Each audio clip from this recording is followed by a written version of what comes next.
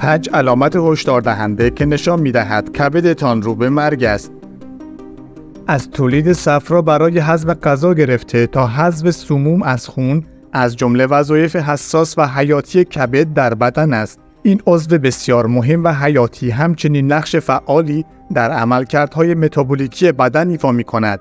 بنابراین هر گونه تغییر در عملکرد آن می‌تواند منجر به اختلال در کارکرد کل بدن شود و علائم آن به روش‌های مختلف قابل مشاهده است.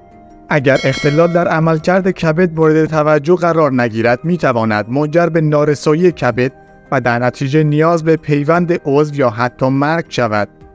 در ادامه ویدیو به 5 علامت هشدار دهنده که نشان می‌دهد کبدتان رو به مرگ است اشاره می‌کنیم.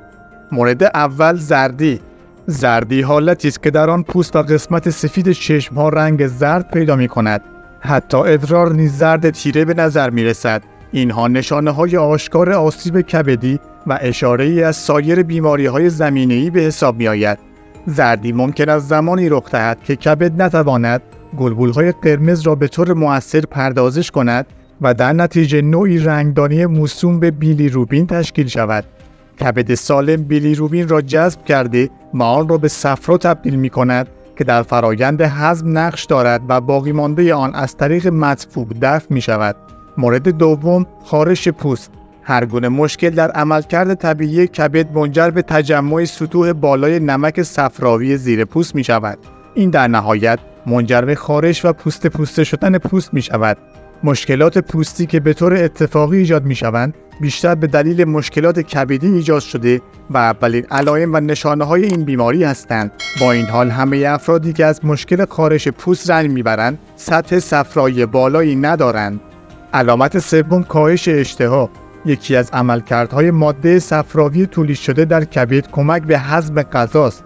به طور طبیعی زمانی که کبد به درستی کار نمی کند، عملکرد کبد مختل و منجر به از دست دادن اشتها می شود. در نتیجه کاهش وزن، درد شکم و حالت تهوع را به همراه دارد. چهارمین علامتی که نشان می دهد کبدتان رو به مرگ است، خونریزی و کبودی مکرر.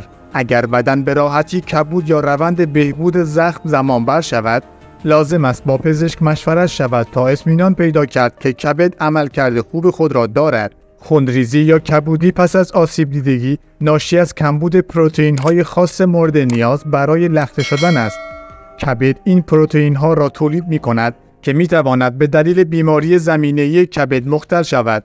در برخی موارد افراد هنگام ابتلا به مشکلات کبدی حتی خون بالا می‌آورند یا متوجه خون در مدفوع می‌شوند.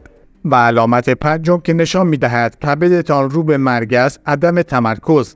هنگامی که کبد نتواند خون را از سموم پاک کند، دیگر عملکردهای بدن نیز مختل می‌شود.